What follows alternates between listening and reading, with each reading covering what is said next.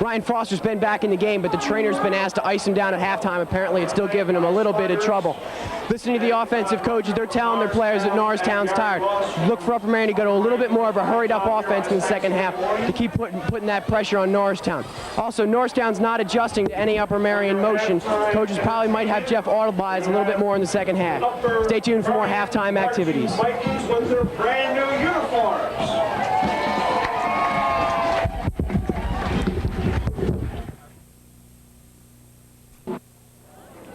Back at Viking Field, there's no score between Upper Merion and Norristown. We're just about set to begin the second half of play. Art Saxon along with John Miller. Upper Merion will be kicking off to Norristown in the second half, so the Eagles will have the ball to start the second half. What does Upper Merion have to do to win this ball game? Well, Art, more of the same, except they have to score. They controlled the ball for a good 3/4 of that first half, which is what they had to do, but they didn't punch the ball into the end zone. And we saw a bit of Norristown's explosiveness at the end of that half, and that's why they have to hold on to the ball, because Norristown can strike very quickly. Len Bazemore's ripped off a couple of long runs. Upper Merion keeping the ball away from Bazemore on the kickoff. Ed Colberth, number 84, returns it. Todd Malick comes in to make the initial hit along with Sean Woodman. Okay, yeah, that's a smart play to keep the ball away from Bazemore. You don't want him running back to kickoff. Norristown has the ball in reasonable field position, but they didn't want Mr. Bazemore to touch the ball. The Eagles at the end of that half, Art, they just walked right down the field. Scott showed his arm. He's completed his only 2 passes of the half and looked very good. First down and 10 for Norristown. The ball at their own 29. Jim Scott at quarterback. This is Bazemore around the right side. Breaks into the Vikings secondary. Picks up a first down. Gain of 10. Maybe a late hit there. You see what the Eagles have done here, Art? They pretty much abandoned the option because the Vikings were getting in and disrupting the pitch and causing Scott some problems. They're just giving the ball to Bazemore and letting him do his thing. That produced 2 turnovers in the first half, but unfortunately Upper Merion was unable to cash them in. A personal foul penalty against Upper Merion. That is costly. Ball will be moved 15 yards from the spot where the play ended, so Norristown will have the ball in Viking territory. This is not what Upper Merion wanted to begin the second half. Well, Norristown's good enough that you don't want to be handing them extra yardage on penalties like that. Ball will be at the 44-yard line of the Vikings, first down and 10. Once again, the Upper Merion defense will have to come up big. Backs this timer set out of an eye. Scott hands up the middle to Darrell Moses. He carries 3 Vikings with him, forward for 7. You see, the Eagles can go to either Moses up the middle or Bazemore outside, and they can even put Moses outside or Bazemore up the middle. They're that versatile, and they really don't lose too much if they give the ball to Moses as opposed to Bazemore. Big first down play. The Vikings have to clamp down here. Upper Merion could use another turnover here. Second down, call it 4 from the Viking 37. Second half just underway. There's no score. That'll be motion against Norristown. Ed Colberth, number 84, moved prematurely. Yeah, he obviously didn't know the snap count because he was into the secondary before he realized he was wrong. And we'll set back the Eagles 10 yards. Yard assessment. Well, that'll help. The Eagles. You take him any way you can get him, Art. 42-yard line. It'll be now second and 9. Down at about 8.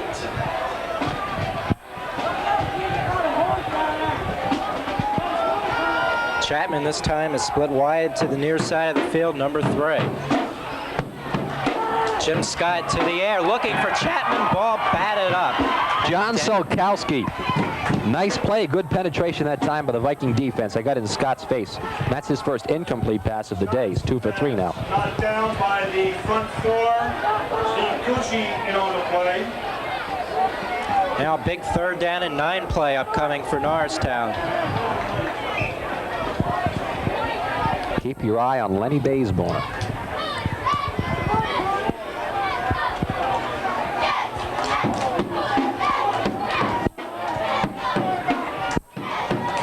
They're coming left, Art. Scott looking left, fires short. That's Bazemore. Nice play to cut it back and get the first down. Good second effort by Bazemore. Bazemore takes Scott's Well, you called it, John.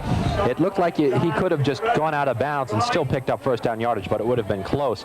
But he elected to come back into the field, take the hit, and get some extra yardage. On the 31-yard line. First. Norristown threatening. First down and 10 from the Viking 31-yard line. Moses and Bazemore the backs this time. Pitch to Bazemore. He'll try the right side. Todd Nice Malick play. brings him down. Todd Malick running him down from behind. Nice play by Malick. Malick.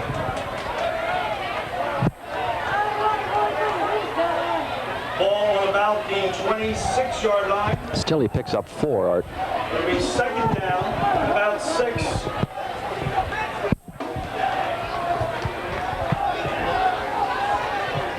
Vikings need a big play here, some kind of turnover or some big loss by Norristown. They've got to stop this. Norristown really has the momentum going.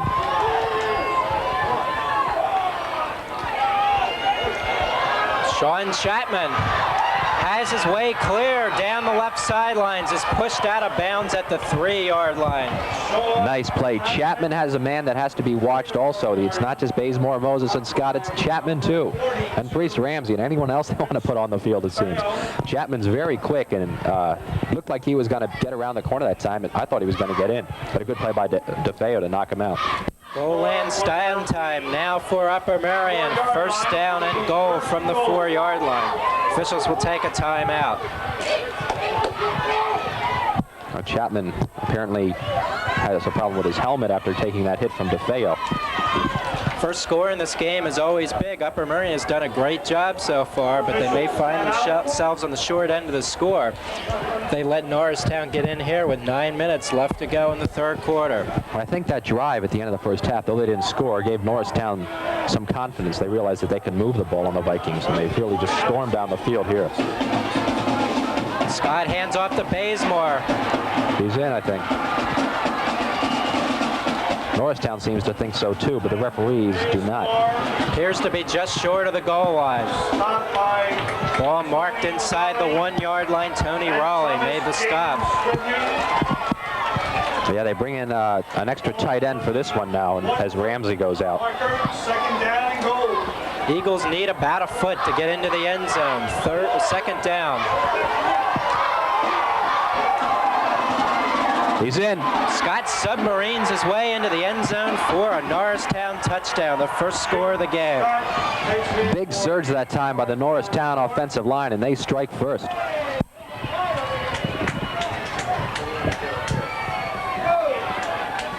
Rob Winnick, number 11, will be on to add the extra point.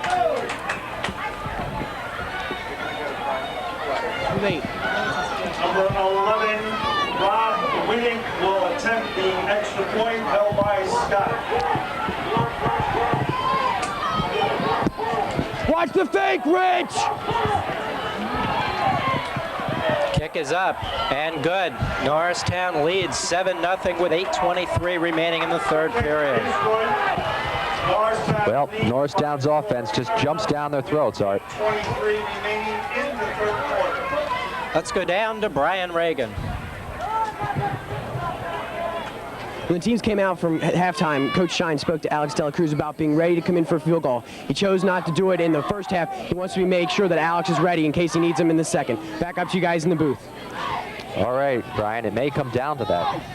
Now the Vikings have to mount a drive. The key here, Art, is to stick with their ground game. There's plenty of time left in this one. They're just not even 4 minutes into this second half. Upper Merion has also come from behind in this series back in 1984.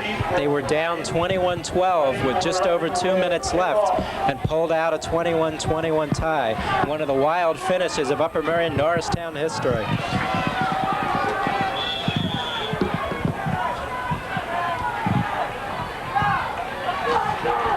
Winnick kicks it off.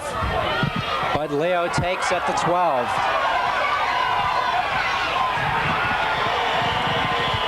Not much room on that one. Out to the 25-yard line is all. 14, Leo's ball. Well, now we'll get to see Ryan Foster a little bit. His ankle appeared to be okay when he came out at the start of the half for the warm-ups. He ran out, appeared to be able to move on it quickly, but cutting could be a problem for him. Well, as you said, John, it's up to the Upper Merion offense now to go on their brand of ball control offense. Well, they moved the ball a lot in the first half, Art. They just didn't move it into the end zone. Now they've got to get there.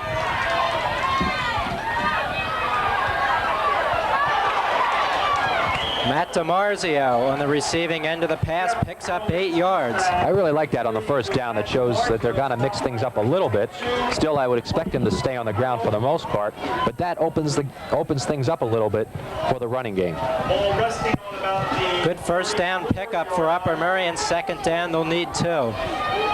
Chris Roberts, number 23, checks into the game for the Vikings. Surprised at the amount of time that Roberts has gotten today. Done a good job in there.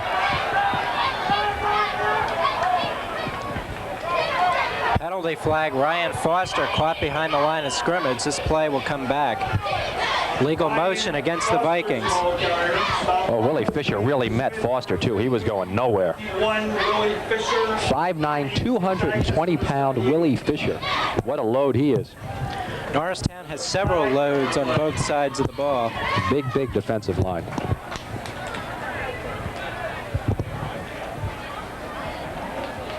Jay Russell, number 5, comes in to bring the next play.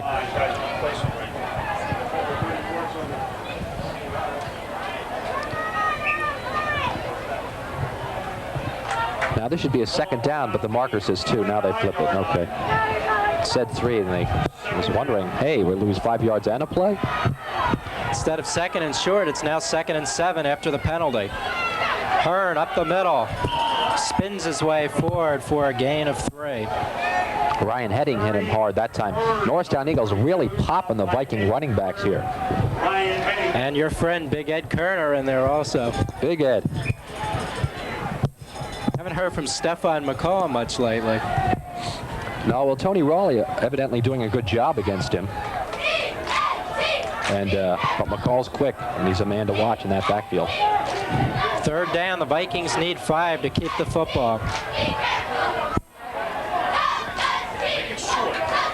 Growinski throwing out in the flat. Russell makes the reception and a first down. Well, I tell you, if he gets by Rob Horton there, he's going to go for quite some distance. That was just an inch from going for a long gain. Piper Horton saves the Eagles there. A little fire plug defensive back. A good play by the Vikings. They passed twice in that series there, and they, picked up good yardage on both of them. Those little quick outs. Growinski has the time on those because they're such short patterns. It's the type of passes that I think Upper Merion should show more of. They're a ball control type of pass. They fit into their offensive scheme. There's your Stefan McCall. Stefan jumps the gun for the second time this morning.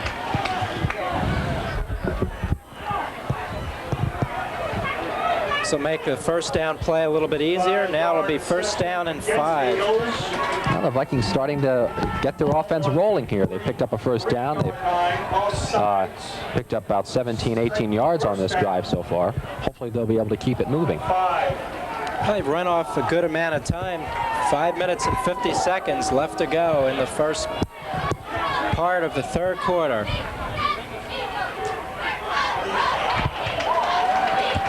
Ryan Foster goes up for a gain of 5. That's going to be close to a first down, and we're going to have a measurement, I believe. Foster just bowled his way through the line that time, right over Willie Fisher, and that's not an easy thing to do. Officials will take a look at this to see if it is a first down.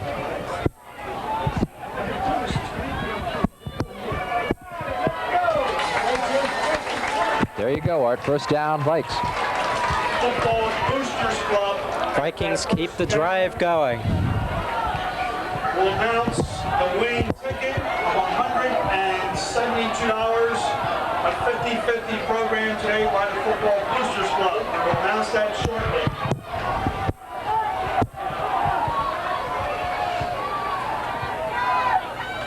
Kern comes in motion to the near side. He receives the football. Nice blocking out there in front of him. Tries to bounce to the outside. It looked like he might have had a little bit more room inside. Norristown cuts him off. Geez, he had the blockers out there that time, and Mike Carroll just waltzed right through him. Fantastic play by the defensive back, and then Len Bazemore came up and planted him in the ground. Second down. Upper Merion loses that advantage that they had after the penalty. And about 13. So it'll be second down now and 13. Get your game ticket, football tickets out.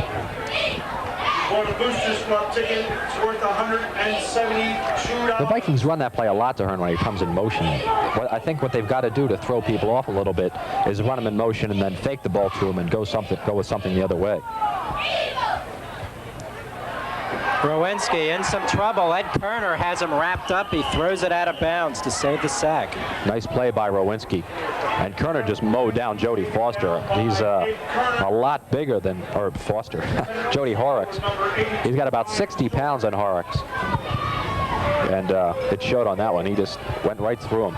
Kern's a tough one to stop. I mean, you can't fault Horrocks on that play. He's outweighed, and Kerner's also pretty quick, and he's on Rowinski like a cat.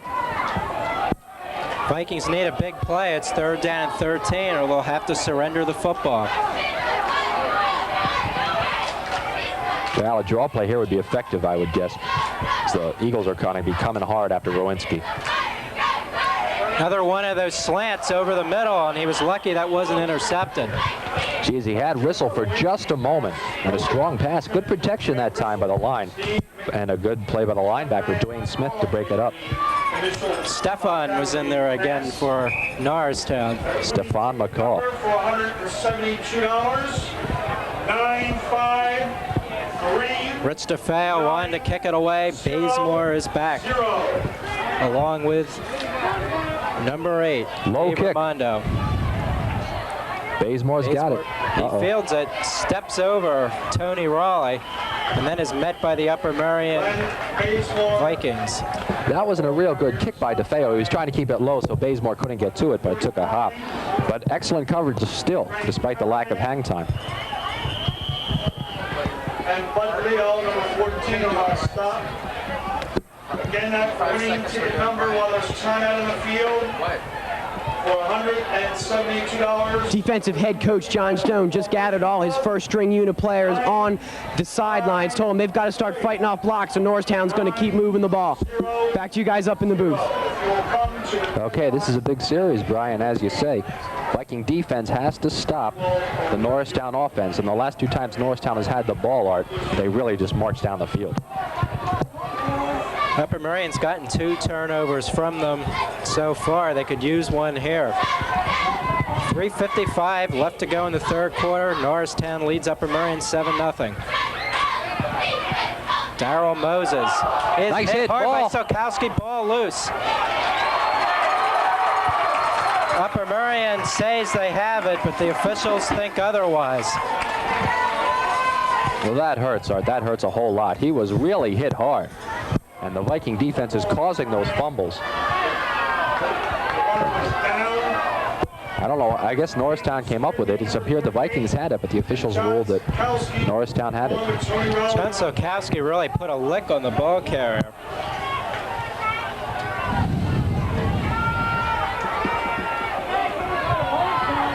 That would have been a big play for the Vikings. That was something they needed. Second down and 6.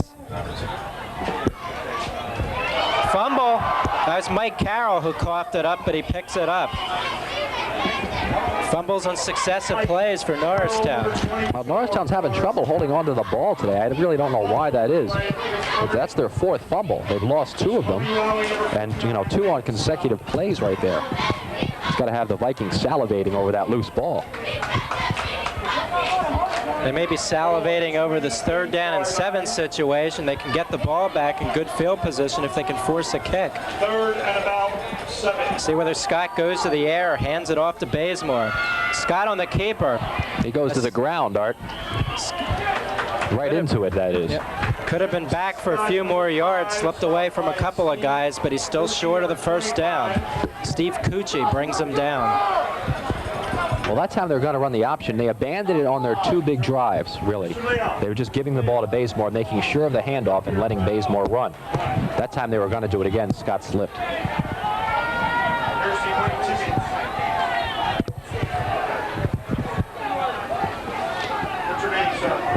Scott Morris, number 80, on for his second punt of the afternoon.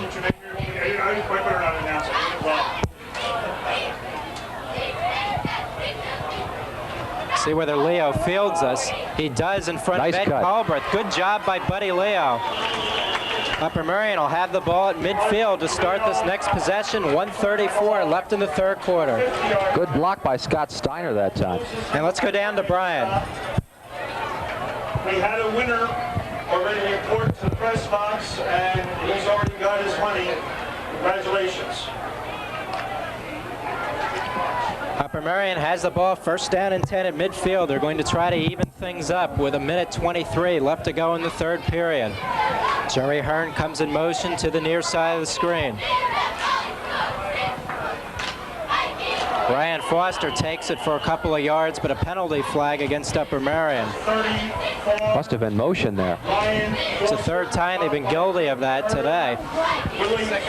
I didn't see motion on that play, Art, but It plays into their offense this week. They may be forced to use them if they stay behind much longer. They've got a flea picker and a halfback option pass with Ryan Foster. Expected if they stay behind in the fourth quarter. Back up to you guys. We'll be looking out for that.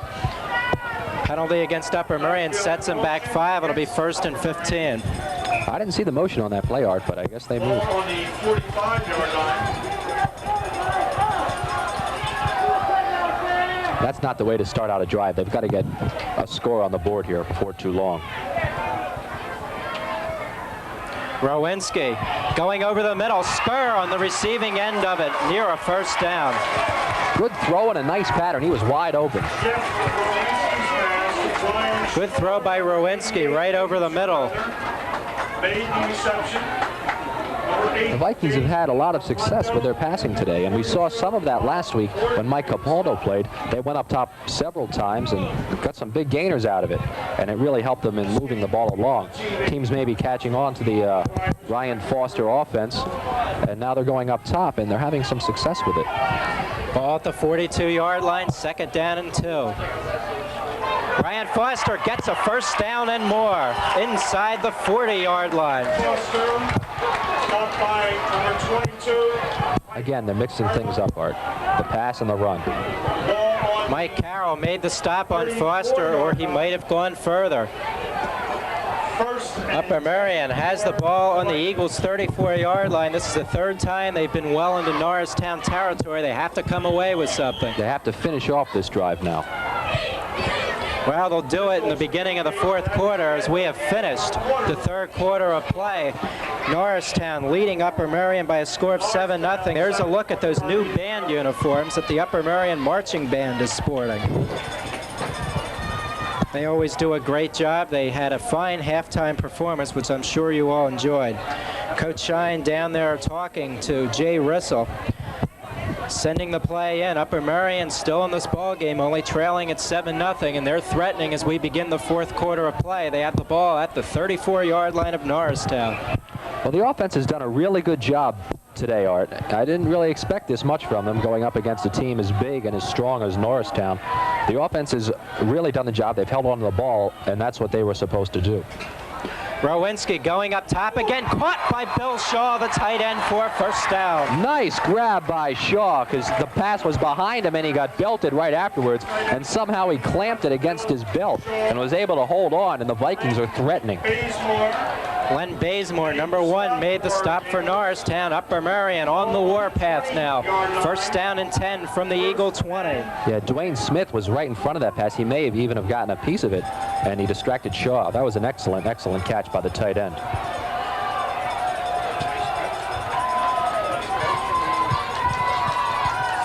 DeMarzio in motion. Ryan Foster picks up 5 yards going off the left side. Number 34, Ryan Foster. Well, they're moving the ball easily now, Art. 56, Ryan Henning. Ryan Henning, 56, makes the stop for Norristown, a 5-yard pickup. Ball on the 16-yard line. offensive line doing the job, pushing them back.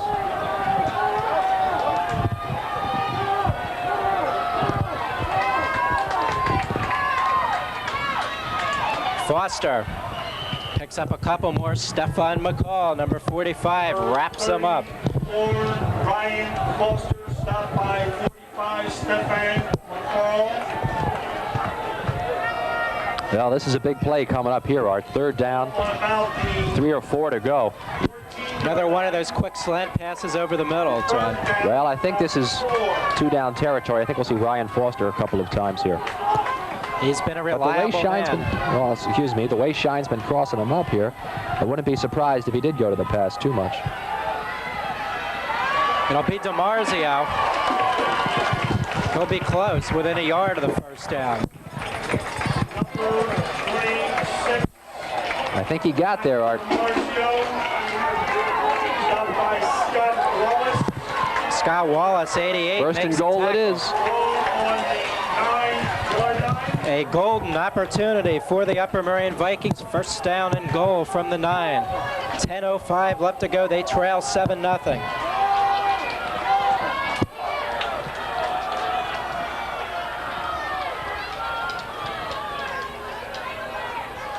Rowinski gives to Foster up the middle, inside the 5, down to the 3. Quick hitter that time, worked real well. Real well. Foster behind Tony Raleigh and Eric Fabrizio and Jody Horrocks. Nice hole that time, and they just plowed up the middle. Upper Merion fans getting up now. Second down and goal from the 3-yard line. This crowd's getting into it, Art. Upper Merion players on the sidelines approaching the crowd.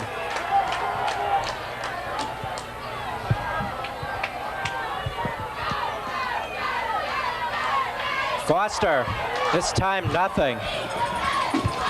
Willie Fisher wrapped him up that time. Good play by Fisher. And this is a big play now. Third and fairly long here. 3.5 yards, and those are tough yards down in this end of this part of the field. 3.5-yard line. Third down upcoming. Now what do they do if they don't get it here? They go. They've got to go. Not DiMarzio, I would guess here. DiMarzio in some kind of slant. Shaw in motion to the near side. Big play for Upper Merion. Third down and goal from the 3. Rowinski gives it to DiMarzio, but Stefan McCall meets him again. Well, Stefan McCall, Steve Shine, and I were all thinking the same thing. Bring DiMarzio on some kind of counter play like that. And Stefan McCall wrapped him up, and the Vikings are in trouble here. They've got to go. Fourth down and goal from the 6. And it looks like they're going to have a go for it. Brian Skur brings the play into Jeff Rowinski. Well, this is a tough play for the Vikings, Art, because the Eagles are going to be pouring in on Rowinski, but I think they have to throw on this 4th and 6. The play of the game to date. 7:51 left. Fourth down and goal from the 6. Rowinski looking into the end zone. Intercepted by Bazemore. Lenny Bazemore, the speedster. He might go all the way. Jeff Rowinski, Jerry Hearn trying to catch him. Goodbye. 100-yard interception return for a touchdown. That's what makes Lenny Bazemore a great athlete, and what a disappointment for the Vikings, knocking on the door, and Lenny Bazemore intercepts it. The big play comes back to haunt the Vikings again, Art. Every year in this series, when Upper Merion does not emerge victorious, that big play can always be looked at. Has to be one of the longer interception returns ever against Upper Merion. No, it was over 100 yards. He was in the end zone when he caught it. That's a testament to Bazemore's speed. He ripped off a couple of long runs earlier in the ball game, but Upper Merion had held him under wraps fairly well. But now Upper Merion in trouble as Rob Winnick will try to make it 14-0. This is a pretty big point here. If this is missed, the Vikings still have a shot. It's good. Well, now it's going to take a little bit extra here. They're going to have to score twice and go for 2 if they are to win this. Well, who would have thought it? A big turnaround. Upper Merion going for the tying touchdown. They were turned away, and then Norristown comes back. It really deflates the crowd, and the Vikings have to be shocked by what just happened. They're knocking on the door. Good play, nice protection for Rowinski, but a fantastic catch by Bazemore, and he was off to the races. And those two opportunities that they had in the first half. Well, they come back to haunt you. You got to cash in on your opportunities. And they had a real nice drive going there, but Stefan McCall again made a big play and forced him into throwing on that down. Well, now Upper Merion will have to strike in a hurry. They need a good kickoff return. 7.5 minutes remaining. Norristown leading Upper Merion 14-0. Art Saxon along with John Miller at Viking Field. Normally, Art, I would say the Vikings really don't have a prayer, but they've been throwing the ball with effectiveness today. And that gives them a little more quick strike capability. And also with a series, you never know what might happen those last few minutes. As stranger things have happened here.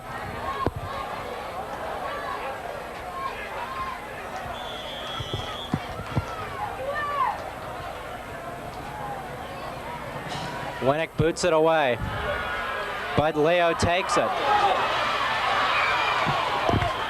Leo returns across the 30-yard line. Upper Merion will have it from there. First down and 10, 7 minutes, 24 seconds with which to work.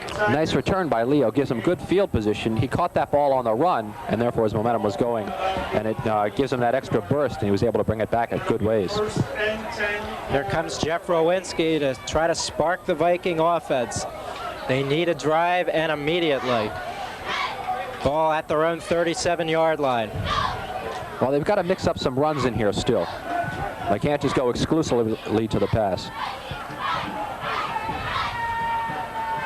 Matt DiMarzio tries the middle and picks up 4 yards. Norristown's in a prevent type of defense. They're playing back off the line now. So they'll give the Vikings that long time-consuming drive on runs like that one, but they're going to try and deny the pass in the big play. 40-yard line. Second down, 6 yards to go. Upper Merion running out of time, 6:40 left to go. 3 men out right, Art. Rowinski throws it out in the flat for DiMarzio. He's got some room, but he's cut down. Mike Carroll, he's had a big game. Looked like there was going to be room to get the first down, but Carroll closed it up quickly. We're going to get third down for the Vikings. Upper Merion does not want to give the ball back to Norristown now. It may be sayonara. Well, they've got to hold on to the ball, and they've got to get this drive moving here. But first, they've got to pick up this first down. This is the big play. Down to 6 minutes now.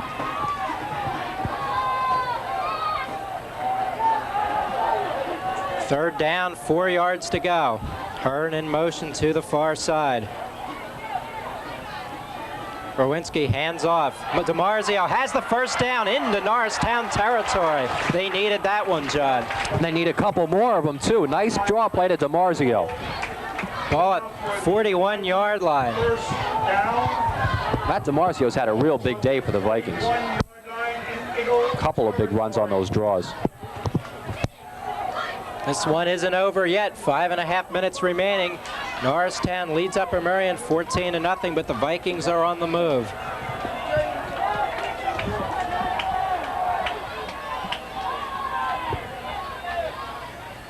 Rowinski, Shaw fumbled the football. Now he fumbled when he was down. They'll say it was Oh, down. no, that's a terrible call.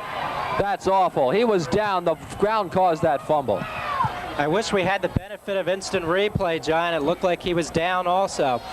Bill Shaw. You know, if he fumbles, if he doesn't hold on to that ball until he's down, it's an incomplete pass because he was bobbling it a little bit. And maybe it's an incomplete pass, but it was definitely not a fumble, and the Vikings got robbed there.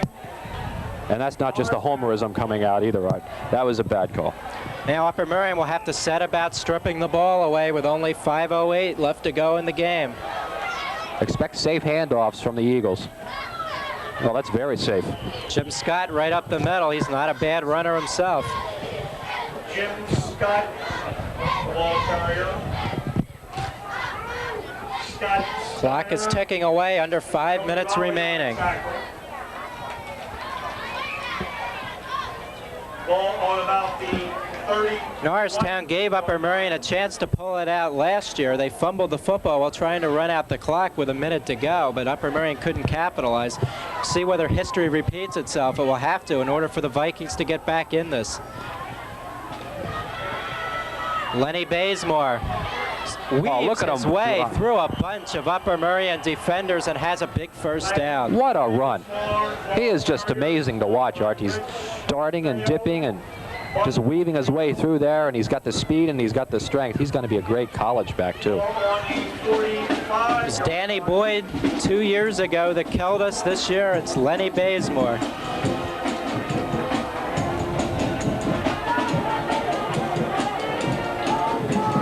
We're now inside 4 minutes remaining.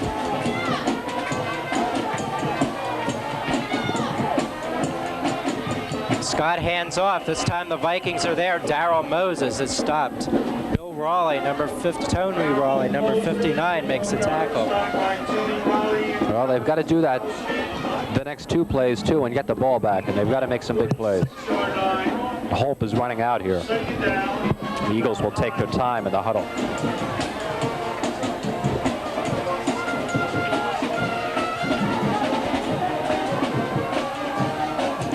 Second down and 9 for the Eagles. 3 minutes, 20 seconds remaining. Upper Merion needs to get a turnover. Bazemore, first down and more, streaking down the left sidelines, out of bounds at the 32 and a flag. I think we had a clip there by the Norristown player trying to block Scott Steiner. There was a flag on the play over there. Rich DeFeo stops Bazemore. Let's see about the white hanky. Yellow hanky. Officials' flags are yellow.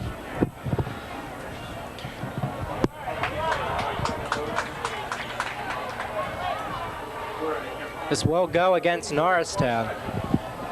We have a set of keys with a symbol of Aquarius on the tag. Car keys obviously look like General Motors car keys. We're not sure. They're from the Norristown side of the field. That clipping penalty, a big one against Norristown. It'll now be second down and long, or longer anyway. Oh, we're almost down to 3 minutes, Art. The defense has to take the ball away, which means that they've got to get it on a fumble or something and go. But the way Norristown is just handing the ball off safely to Norristown, or just Scott keeping it up the middle, it doesn't look likely that that's going to happen. Lenny Bazemore has the first down for the Eagles.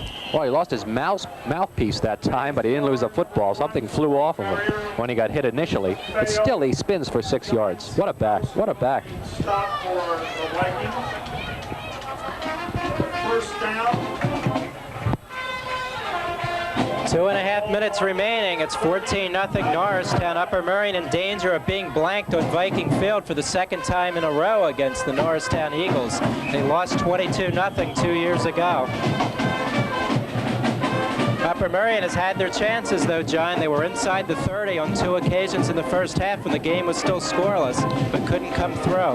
Well, they dominated the first half, Art, and they came away scoreless. And they were lucky to come away scoreless, really, because Norristown was very close to scoring at the end of the half. And after that, Norristown just took the ball. They took the ball at the start of that second half and walked right down the field. Bazemore picks up another chunk of 7. It's really true what they say about the rivalry, though. The records go out the window. The supposed physical advantages that either team has go out the window. It's just a matter of who comes to the fore at the big moment. And Lenny Bazemore has done that today for Norristown, and it looks like they're going to win because of him. The series has suddenly gotten a lot closer. Upper Merion used to have a big edge in the series, but Norristown has won, I believe, 9 out of the last 12 against these two teams, and they will close to within 15, 14, and 4, so they're going for a series tie next year. Well, yeah, things have turned around the way the Suburban one is structured now and everything. Norristown's a much bigger school, and they have a greater pool of talent to draw upon. Still been a great season for Upper Merion, though. They came into action with a record of 9-2. This game is actually a lot closer than the score would indicate. I mean, it's not now, but up until that play by Bazemore in the end zone, this was going down to the wire. Stopped by Thomas James Strickland. Well, that play will be looked upon as the backbreaker for this year, a 102-yard interception return for a touchdown, when it looked like Upper Merion might tie this thing up.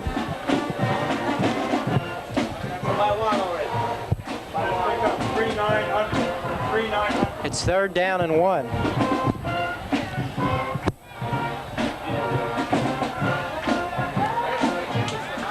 Darrell Moses goes through a hole big enough for a truck and has another 1st down.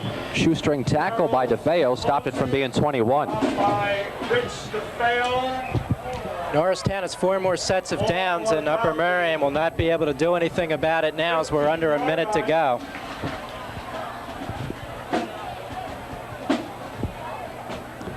Norristown can just snap the ball one more time.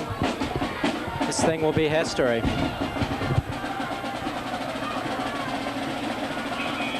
Moses wants a piece of the scoring action the way he's fighting there. Moses, stopped by John Picaretta. John Picaretta, number 37. Paul Floyd, number 70, make the tackles. 30 seconds remaining. Now, this is the last game for a lot of those Vikings seniors. This is their final game. A tough way to go out. They battled tough. They had a great season, though, Art. It's been a great year. They'll finish up 9-3. Same record as Norristown. And 8-0 in their conference. And they won the division. And really, it was a great year. That's going to be it. 2-1. And that is the end of the game. Norristown defeats Upper Merion by a score of 14-0. A good effort by the Vikings, but they just couldn't seem to get it done when they had to. Well, yeah, if you look at the time of possession for this game, you'll see Upper Merion had the ball for most of it. But Norristown's defense came up big when they had to.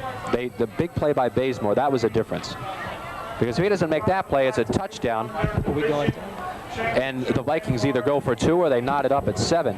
So they make the traditional handshake now at center field, at the middle of the field. And really a good effort from the Vikings this year. Norristown's an excellent football team this season. Well, there you have it for Thanksgiving 1987. Unfortunately, a loss for the Upper Merion Vikings, but they did play their hearts out. This caps another season of Viking football on the Viking Channel. I am concluding my 5th year of doing Upper Merion football games, and it has been fun. I've enjoyed every minute of it, and I'd like to thank everybody that has helped over the years. And I wish the Viking Channel lots of luck as they continue to do Upper Merion sporting events in the future. John, it's also been a pleasure to be with you this afternoon. Art, it's been a blast, and thanks to Ray Mecca for letting us do this. It's been a lot of fun, and hopefully Vikings will be back next year. Appreciated the opportunity to be able to cover Upper Merion football.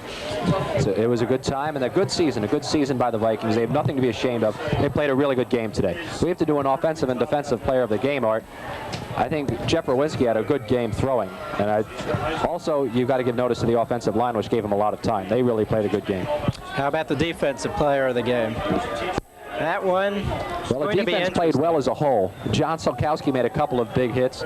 Steve Cucci, who was playing line for the first time this season, did a good job. He recovered one of the fumbles. And so I'd give special mention to those, but I think the defense as a unit, and that's the way they've been all season, so I think symbolically we should just take the whole defense. And but those two stood out. The defense as a unit has been strong all year. They were strong again today. Well, thank you very much, John. That's it from Viking Field.